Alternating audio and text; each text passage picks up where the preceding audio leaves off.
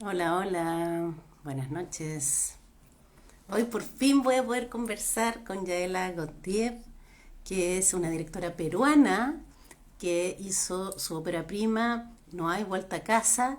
Ella estaba descindada hace varios años ya en Buenos Aires y acaba de ganar ayer la competencia internacional de largometrajes, ahí está Yaela, en el Festival de Cosquín, en la provincia de Córdoba, que hace 3 años tuve la posibilidad de conocer, un pequeño poblado que tiene un tremendo festival de cine en la dirección artística de Roger Cosa. Ahí está Yaela. Ha hecho una tremenda obra que pude ver en el Festival de Cine de Lima el año pasado. Y no sé si... Ahí sí, Yaela, qué gusto. Hola Marisol, al fin. Qué bien, ¿me escuchas bien? Sí, perfecto, ¿tú? Súper. Sí, ahí se están ingresando algunas personas que van a ver esta entrevista. No, al Ahí, fin lo saludos. conseguimos. Sí, qué alegría. Ha sido un proceso largo desde la primera vez que yo vi tu película, fue en el Festival de Lima del año pasado. Lamentablemente a Chile no ha llegado, pero me parece que era importante hablar contigo antes de saber que resultaste ganadora de la competencia internacional de largometraje. Ayer se supo, antes de ayer, en el Festival Internacional de Cine Independiente de Cosquín, en la provincia de Córdoba. Una felicitaciones por eso. En Argentina te premian por tu documental. ¿Cómo fue la sensación de recibir este reconocimiento en el FISIC? No, primero gracias Marisol porque me acuerdo que desde cuando estuviste ahí acompañando la peli desde la primera proyección, así que eso se agradece y se valora un montón. No, muy lindo, muy lindo. La verdad que no lo esperábamos sinceramente, eh, pero siento que, o sea, me encantó ya de por sí participar ahí porque es un espacio que quise y quiero hace un montón, lo conozco hace mucho tiempo. Y también respeto mucho el trabajo de Roger, me gusta que es muy entusiasta compartiendo las películas. Y no sé, es un lindo festival que cerró y el equipo bailaba. Entonces, qué lindo poder participar en festivales así, ¿no? Con tanto cariño y amor al cine. Y que Eh, además cuando uno llega te ofrecen locro que realiza y que cocina la mamá de Carla. ¿Siguen haciendo esa tradición? Nosotras llegamos muy a la hora, muy justo, Ah, pues sí. pero sí, nada, toda gente muy, muy amorosa y muy comprometida con su trabajo, así que ya de por sí fue un lujazo poder haber ido y poder también ir con el equipo porque estuvo en Perú y muchas cosas online y casi no participaron mucho de los Q&A y de las entrevistas y estuvo bueno que estén conmigo porque a veces las películas personales pareciera que lo hace solo una persona y en realidad hay todo un equipo detrás. Así que me puso contenta que Miguel de Subiria pueda estar y pueda también contar su experiencia y dar cuenta de su trabajo. Qué bueno, un trabajo en equipo de mujeres directoras latinoamericanas. Yo vengo siguiéndole la pista a varias de ustedes y noto que hay algunas cuestiones comunes. Por ejemplo, que echan mano de películas familiares para contar la historia de sus propias familias desde su punto de vista de mujeres. En el caso tuyo y en el caso de varias otras mujeres documentalistas latinoamericanas, hay una cuestión fundamental que es la valentía, confrontar a los familiares respecto de algunas situaciones que ustedes no conocían y en el caso tuyo, muy valiente en relación a tu padre, a tu padre. ¿Cómo fue la decisión? Yo entiendo que tú empezaste a filmar antes de incluso saber que te ibas a dedicar al cine y que lo filmabas de una manera casual hasta que decides en algún momento que eso se convertiría en una película. ¿Cómo fue ese proceso? Sí, tal cual lo que has dicho. Yo sabía que había una historia familiar vinculada a hechos históricos fundamentales del siglo pasado. Y a diferencia, si uno ve la película, quizás piensa que Robert, mi padre, habla un montón, y no era así en casa. Y y siempre quise tener esa información, ya que es la única persona que vive de la parte paterna, ¿no? Y en lugar quizás de escribir un poco, que me cuente la historia y escribirla, llevé una cámara y le pedí por favor que cuente. Y ese archivo quedó mucho tiempo guardado en la computadora. Y después yo ya había venido aquí y en cada viaje aprovechaba y de alguna manera era mi manera de vincularme igual, digo, no solo filmaba a mi padre, filmaba a muchas personas, y era mi manera de estar tiempo con él, y ahí descubrí un personaje sumamente interesante, incluso cinematográficamente, ¿no? Como lleno de complejidades, lleno de matices también, a la vez muy carismático, muy gracioso, como era impresionante ver cómo él se envolvía con la cámara e incluso le gustaba participar y que sentir que estaba haciendo algo conmigo. Y ahí empecé a grabarlo sin mucha expectativa o sin quizás saber hacia dónde iba, ¿no? No es que en la película hubieron ideas o una tesis y después se fue a buscar esas imágenes para sustentarla de alguna manera, sino que fue como un proceso que, digamos, a principio sola y después con el equipo como ir descubriendo qué iba pasando, entendiendo también la película, ¿no? Y el tono de la película también era súper interesante. Y sí, o sea, a mí sigo mucho el trabajo de cineastas de la región desde hace un montón y es muy lindo, como siento que es una manera muy potente de establecer una conexión con el mundo de alguna manera, ¿no? A partir de una visión personal, como de cierta ventana, poder mirar al mundo me pareció siempre muy potente.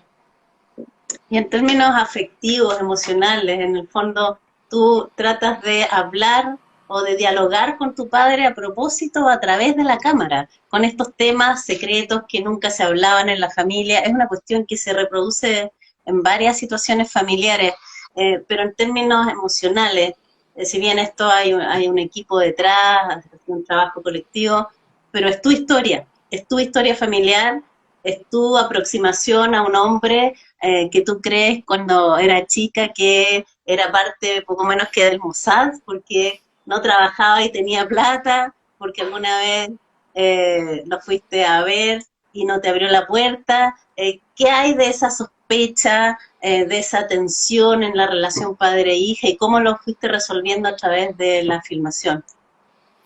Eh, sí, o sea, para mí siempre era un ejercicio constante de descubrir nuevas formas de filmar incluso o de jugar con eso, ¿no? Como es una primera película, no había presión de nadie más que solo el deseo de querer hacerla, entonces también era probar constantemente distintos dispositivos, distintas formas de narrar, distintas formas de montar.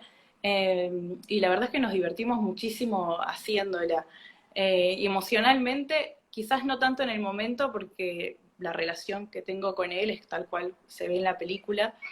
En ese sentido es bastante buena, por más que seamos dos generaciones con epistemes en tensión, que por ahí no nos vamos a reconciliar jamás, sí hay algo que me parece sumamente importante en todos los vínculos, que es la escucha, ¿no? En general. Entonces, en ese sentido sí fue bastante, obviamente, movilizador, quizás el después, ¿no? No tanto en el momento, sino el después a enfrentarse con esos materiales y ver lo que estábamos haciendo. Bueno, para quienes se están integrando, estamos conversando con Yaela Gautier, que es directora peruana, pero ¿cuántos años llevas en Argentina, Yaela? 8 años. Ah, bueno, y te fuiste a Sí, estudiar cine allá. más o menos, vine por un año y me quedé. Ah, mira. Y la particularidad de este documental que tiene que ver con reconstruir el periplo del padre, ¿cómo la describirías tú para la gente que aún no la ha visto, básicamente chileno? Lástima que todavía no llega acá, pero esperemos que haya una Ojalá. oportunidad. Sí, a tus compatriotas peruanos también No, que además pueden que estar mirando y a otras personas en Argentina que no han tenido la posibilidad de verla. ¿De qué se trata la historia? No, además que en Chile hay un montón de espacios increíbles, que sí hace un montón, así que sería estupendo. Eh, sí, quizás a partir de esta historia personal poder también ir hacia algo mucho más grande o más general, ¿no? Ese siempre fue el propósito, no quedarse en mi historia, en nosotros dos, ¿no? Y la película es un poco el vínculo entre un padre, una hija, en el que en un momento a otro surge esta necesidad y esta imposición familiar de querer que sea algo, ¿no? En ese momento ella, yo, mi personaje, se pregunta por qué, ¿no? ¿Por qué tienes que ser algo? Y en ese sentido, a mí, si bien mucha gente la describe como una película sobre la identidad, a mí me gusta pensarla más como quizás cuestionar esa identidad o preguntarse si debe ser de uno, si no es de uno. No sé, a mí me gusta pensar más la identidad en general como algo más mutante, ¿no? Me parece que hay algo más potente ahí que algo fijo, y en ese sentido me interesaba mucho el personaje de Robert, en tanto es una persona un personaje muy moderno, ¿no? Con categorías binarias, esto es bueno o malo, y de pronto que aparezca mi personaje un poco a preguntarse por qué, ¿no? Y por qué no transitar distintos matices. Eh, Creo que un poco así. Esa cuestión generacional y esa también tensión política respecto de Palestina y de Israel, que yo diría que es el tema más sensible considerando que él prontamente se fue como refugiado junto con su madre desde Rumania a Israel, se alistó en el ejército y tuvo que pelear la guerra de los 6 días. Tiene una historia desde su visión básicamente sionista que tú no compartes. ¿Cómo fue esa tensión respecto a las temáticas políticas entre ustedes dos? Sí, quizás era un poco el contexto y lo que atravesaba el vínculo, la excusa quizás, ¿no? Pero yo siento igual que son dos historias, tanto la de él como la mía, atravesadas por la migración, en su caso por los desplazamientos, ¿no? Y eso nos interesaba mucho más poner el foco ahí que en el conflicto, que como bien has dicho, pues, hay diferencias ideológicas. Eh, y esto que decía al principio, ¿no? Quizás estas dos generaciones en tensión. Eh, pero sí, también me interesaba su personaje, en tanto es una persona que solo vivió 4 años en Israel, 18 en 17 en Rumania y no sé, más de 50 años en Perú, ¿no? Como me interesaba por qué ese sentido de la pertenencia tan fuerte por un país en el que vivió solo 4 años y en el que ni siquiera habla bien su idioma. O sea, él no habla bien hebreo, me sorprendía un montón eso. Y para mí, y un poco también lo que él dice y el discurso que sostiene, también tiene que ver, responde un poco a eso, ¿no? A ciertas narrativas quizás que se construyen desde el Estado de Israel y que impactan profundamente en su cuerpo, digo, encima atravesado por una institución que es la militar, ¿no? Como también siento que va por ahí la cosa, como no quisimos específicamente hablar del conflicto, porque siempre va, yo digo como, ¿quién soy yo? O yo no sé nada quizás del tema, no viví ahí, entonces pero sí quizás explorar alrededor de la pertenencia, ¿no? Porque esta persona tiene tan arraigado este sentimiento, ¿no? ¿Qué es lo que hace que responda así, habiendo vivido solo 4 años ahí, y no ni siquiera también llevando la cultura de ese lugar, ¿no? A mí me interesaban, habían imágenes que me gustaba muchísimo pensarlas, o que las vi y de alguna manera como fueron disparadores para trabajar en la película esos tópicos, que era de pronto él en un living en Perú, en Lima, hablando del Medio Oriente, pero comiendo un pollo a la brasa y tomando una Inca Cola, ¿no? Como, me parecía muy cinematográfico eso y muy también sorprendente, ¿no? Bueno, esto de trasladarse, de cambiar de lugar, de alguna manera el hecho de que tú tempranamente te hayas ido de Perú y te hayas ido a radicar finalmente a Argentina, habla también de esta tradición de migrante que tú mencionabas al principio y en eso a lo mejor te reflejas de alguna manera en tu padre también, ¿o no?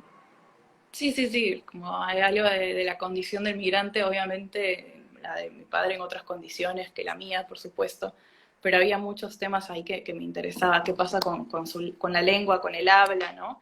Eh, y finalmente por esos espacios, ¿no? Como a mí me gusta cuestionar la idea de frontera también en otras cosas que hice, ¿no? Eh, y nación y con categorías que él las tiene muy bien definidas, entonces me interesaba de alguna manera ese choque o esa tensión que podía generarse ahí. Esto que tú mencionas de el cruce entre la historia personal que se da especialmente en mujeres latinoamericanas con la historia mayor o con lo público, lo comunitario en este caso, se refiere a la Segunda Guerra Mundial, la madre de tu padre estuvo en Auschwitz. Hay un cruce histórico que le da una cuestión, le da otro impulso, pareciera ser, a las historias solamente personales. Se vuelven más comunes en la medida en que hacen referencia a grandes hitos. No sé si lo ves así. Sí, total, ese fue el punto de partida inicial, ¿no? Como construir esta especie de sujeto enciclopédico que es en conexión con la historia y que justo en mi caso, bueno, está vinculado a hechos históricos bastante conocidos, pero que siento que toda historia está atravesada por la historia mayúscula, ¿no? De alguna manera. Y creo que es interesante hacer esa conexión, ¿no?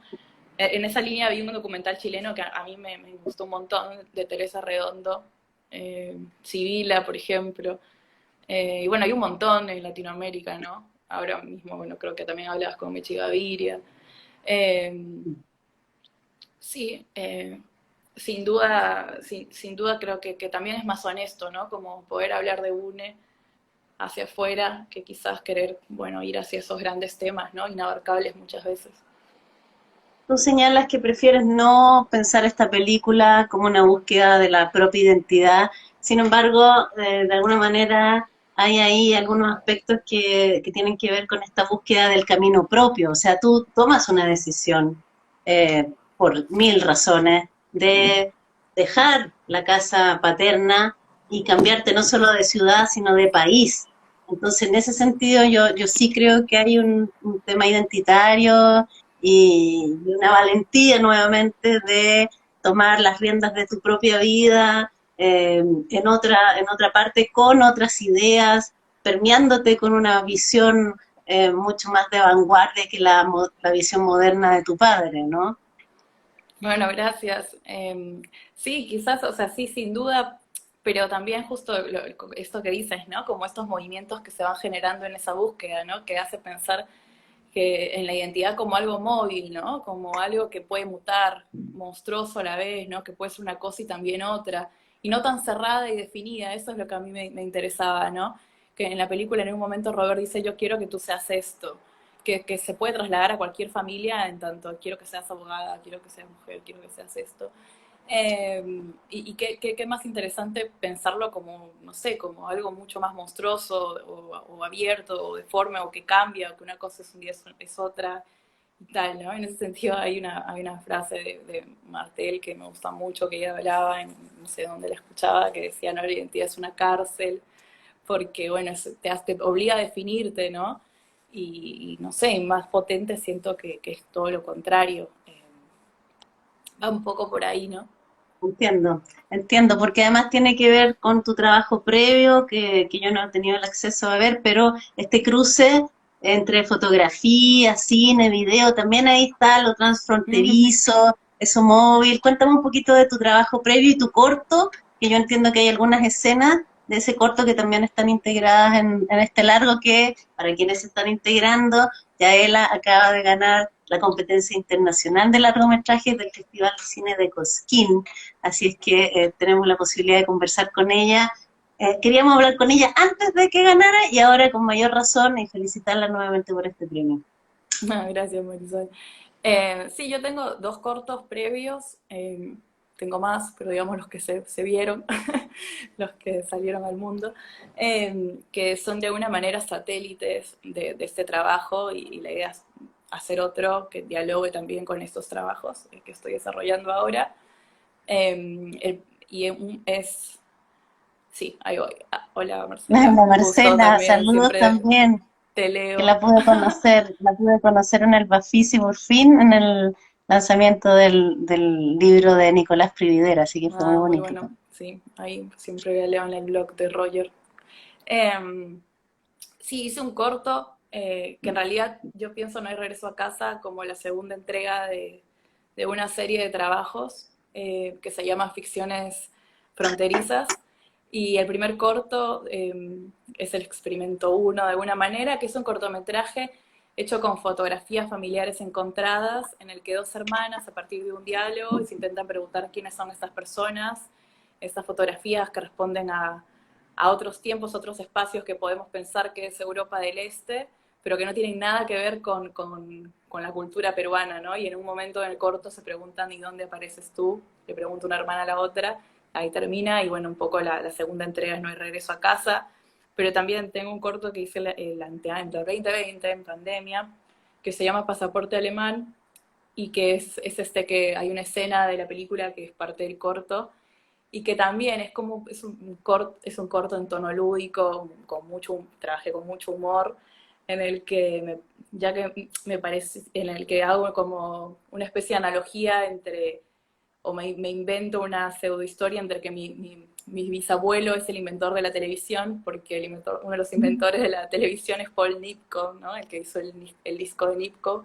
Entonces, a partir del apellido, es una búsqueda por encontrar un pasaporte alemán, ¿no? Como por solo tener esa ascendencia puedes tener un pasaporte, que sucede mucho, y lo absurdo de eso también, ¿no? Un poco el corto es irónico, en tanto a mí me sorprende un montón cómo funcionan estas políticas migratorias, en tanto puedes tener un antepasado, no sé, quinto grado hacia atrás, y tienes más derecho de habitar esa tierra que por ahí otra persona que la está habitando realmente, ¿no? Entonces, el corto un poco explora con humor eso, eh, y hay una escena de ese corto que va hacia la película, ¿no? Que un poco los hice en paralelo. Ok.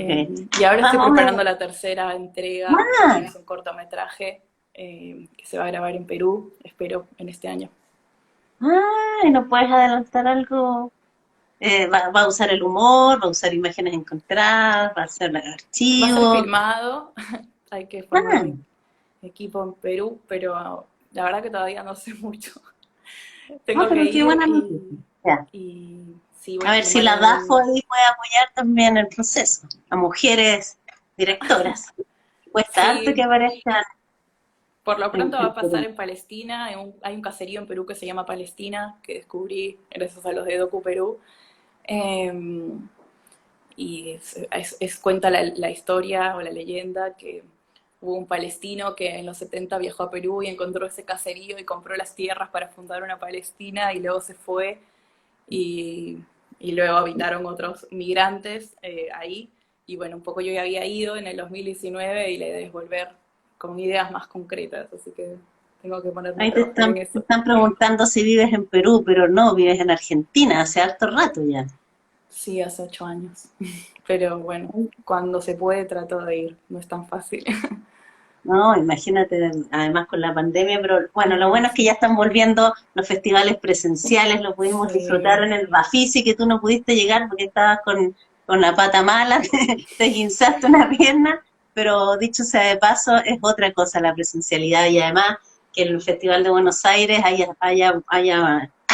se haya realizado en calle Corrientes, volviendo al centro, con las salas ahí del Centro Cultural San Martín, de las salas del Lorca 1, Lorca 2, el Bumón, de verdad es una fiesta y en el caso de FISIC en Cosquín también es muy bello porque es un pueblo tan pequeñito donde no hay ni salas de cine, sin embargo, todo durante una semana se revoluciona ese pueblo en relación al cine, así es que tenemos que seguir reconquistando los cines. Volvamos un poquito a la materialidad de tu trabajo, a las mezclas en esta idea tuya de lo dinámico, de ir desdibujando la frontera.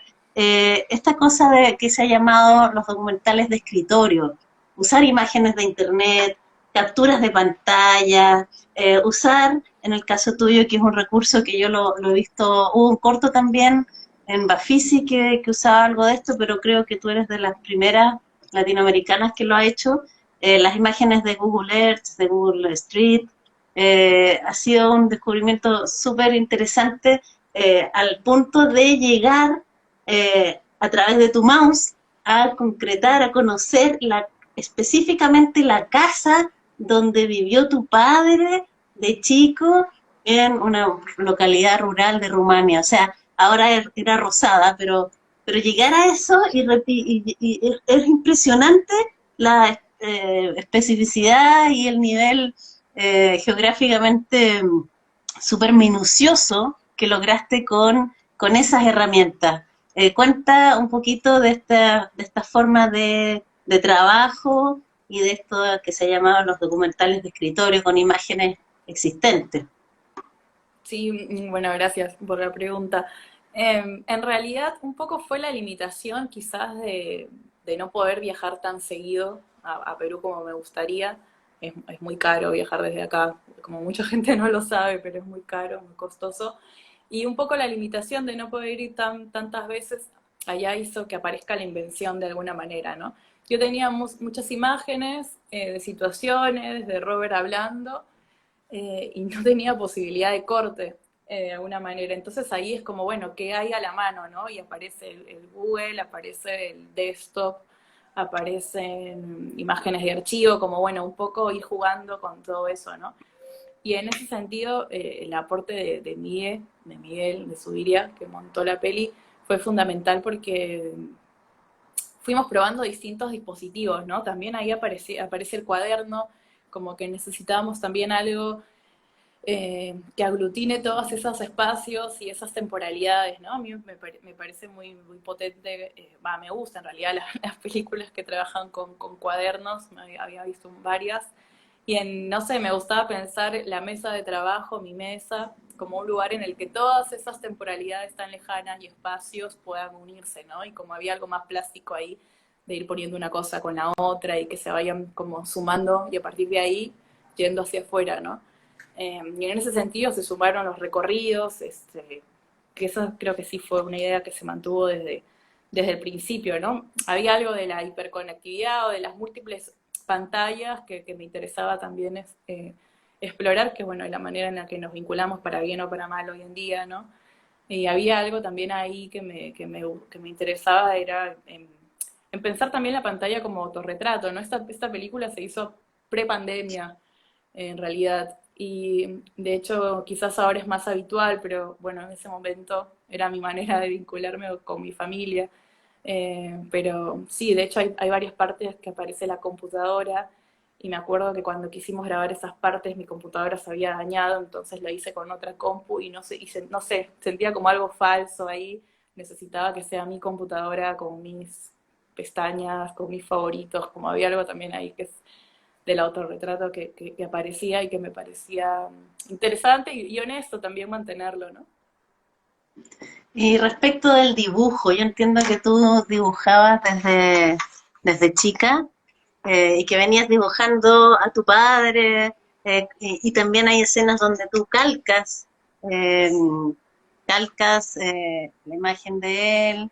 Eh, ¿Cómo fue el tema con el dibujo en particular? En realidad no tanto, o sea, sí dibujo, pero dibujo muy mal o por ahí más abstracto. Y tengo una amiga que es la que hizo los dibujos, que se llama Julieta Fratkin, que es una excelente dibujante, no sé cómo decirlo. Y un poco hablábamos con ella y yo le contaba un poco que quería que aparezca en este cuaderno y ella lo íbamos probando juntas y haciéndolo. No sé, me parecía como en general como algo lindo que había ahí, ¿no? En esto de dibujar y quizás pensar a la vez, ¿no? Lo mismo que pasaba con el montaje, quizás replicar ese proceso que nos pasó con el montaje, que íbamos pensando a medida que montábamos y uniendo las piezas. Lo mismo con el dibujo, cuando, ¿no? Como que ella me contaba que siempre se le ocurrían algunas ideas o usaba ese espacio de dibujo para pensar algo y me gustaba de alguna manera traer eso a la película.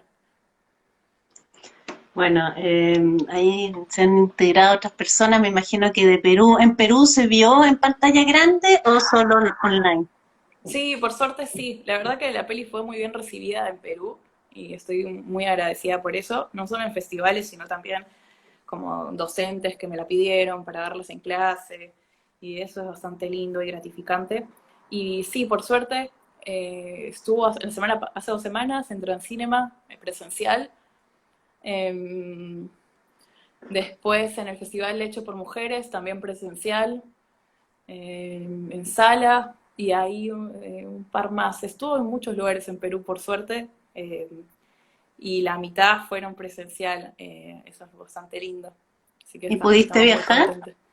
No, no, porque justo en esa época que hicimos en Cusco también, en la sala Kine, que está Mm, muy buena, que recomiendo seguirla, que es un proyecto ahí de Diego bien. y Álvaro Sarmiento, también Sí, estuvo, las compradoras de, de ay, se me olvidó vida, el nombre, sí. de vida, gran documental, bueno, Ellos varios tienen tienen. una sala de cine que es un espacio de formación prácticamente y me encanta porque recién abrió y están en los inicios, entonces están haciendo todo un recorrido por el cine y están con los rusos ahora, entonces es buenísima la programación que tienen. Pero no pude viajar porque por suerte la peli en ese tiempo se iba a pasar en Punto de Vista, en Pamplona, y, y yo ya tenía el pasaje porque lo supe desde mucho antes que lo de Perú. Lo de Perú me enteré como 3 semanas antes y bueno, fue imposible y más con en ese momento las restricciones, hacer cambiazos. Pero bueno, ojalá, como tenemos el deseo y desde el inicio, que pueda viajar con Miguel, que no conoce Perú, y poder tener la excusa de organizar algunas proyecciones para poder acompañar la peli ahí. En el Galpón de Sería genial. Transcinema también, que es otra sala de cine bastante linda, también estuvo. Y en Argentina, además de en Cosquín, ¿se ha podido proyectar en otras En salas? Cosquín fue el estreno nacional, Ah, así que entonces eso significa que en Argentina se va a poder ver próximamente ojalá, esperemos. ¿no? Que sea parte del premio. Debería ser, vamos a hablar con Roger. No, Para que creo que el premio tiene algo que ver con eso, igual, con lanzamiento. Como que no escuché bien porque estaba muy contenta, entonces subí y escuchaba los premios, pero no los entendí. Pero debe sí, haber algo sido un escuché momento. palabras. Bueno, y esperemos que en Chile en algún minuto también llegue este documental, No hay regreso a casa, con un título muy decidor respecto de este choque generacional y esta certeza de alguna manera encontrar el propio hogar fuera del país de origen. ¿Cómo haces esa lectura siendo una peruana viviendo en Argentina? Sí, a mí es una pregunta que siempre me interesó y no sé si con la peli termina de resolverse, ¿no? Pero que es muy de mecas, en realidad, que es, bueno, esta pregunta por el hogar, ¿no? ¿Qué es el hogar? ¿Qué es el lugar de pertenencia? Por ahora sí, es aquí sin duda, eh, pero bueno, quién sabe. Y otro aspecto que a lo mejor uno se queda con esa sensación, pero tal vez no es tan así, es como la sensación de la imposibilidad de miradas comunes más allá del vínculo sanguíneo entre tú y tu padre. ¿Es esa una de las conclusiones o finalmente es la sensación que a uno le da nada más? Sí, no lo sé. Para mí creo que sí, sí, que si bien son generaciones quizás irreconciliables, hay algo muy lindo que es que a fuerza del amor, del afecto, logran escucharse, ¿no? Y lo venía pensando con muchas amigas, como últimamente, como que pensamos como que quizás hay algo más revolucionario o revolucionario en el afecto hoy en día, ¿no? Eh, no lo sé. Bueno, Mercedes Gaviria, colombiana, hija de un gran director, Víctor Gaviria, también hace el mismo ejercicio, que también es muy valiente de confrontar al padre respecto del cine que él hace en relación a la violencia de género, por supuesto. O sea, por ejemplo, entonces plantearse otro cine es posible, en el caso de ella, y en el tuyo también esta distinción, este separarse del padre, es como matar al padre en términos más psicoanalíticos desde, bueno, el trabajo que tú has realizado echando mano de imágenes ya existentes, de entrevistas, de esta conversación que has tenido con tu padre por años, hasta que decides que de eso va a salir un objeto, una película. Bueno, Yaela, yo te agradezco mucho esta conversación que teníamos pendiente hace tanto, ahora tuve la excusa perfecta para poder concretarla, espero que en algún momento logre exhibirse también en Chile, espero que también se puede ver en salas en Argentina, creo que pueden haber discusiones súper interesantes ahí, sobre todo porque es tu país de acogida, bueno, y en Perú que se vuelva a ver para que también haya otras discusiones sobre identidad, bueno, mil cuestiones. Yo me acuerdo de un consejo que daba tu padre en la película en relación a la inflación, que en Argentina es una cuestión con la que conviven, en Chile estamos recién, o sea, estamos en estos momentos con esta dificultad, digamos, y él planteaba, como te decía, hija, tú tienes que comprar harto de algunos seres que no se echan a perder, y es un muy buen consejo, así que yo lo tomé textual en relación a los alimentos no perecibles para saltar un poco, digamos, el aumento de los precios. Así es que dile que en algún minuto que si sus consejos también son oídos en otros lados distintos del Perú. Bueno, Yaela, un millón No, de muchísimas gracias. gracias, Marisol, por tus deseos. Una hermosa reflexión, muy valiente, como las mujeres que hacen documentales latinoamericanas. Ojalá haya una oportunidad donde se junten, porque son varias las que están haciendo un trabajo de recuperación de archivos, de películas domésticas, sobre todo en Argentina, en Chile también. Así es que ahí hay un movimiento que se viene identificando ya hace algunos años, que tiene que ver con identidad, tiene que ver con cruzar lo personal y lo político, y están haciendo un gran trabajo ustedes ahí. Así es que muchas gracias y a esperar tu próximo trabajo. Ah, gracias, Marisol. Lindo hablar Bueno, contigo. sí, espero que en otro momento te tengas el pie mejorado y nos podamos Ah, encontrar presencialmente. sí, por favor. Bueno, un Bueno, abrazote y muchas gracias. abrazo. Felicitaciones por tu premio. Gracias. Chao, chao. Chao, chao.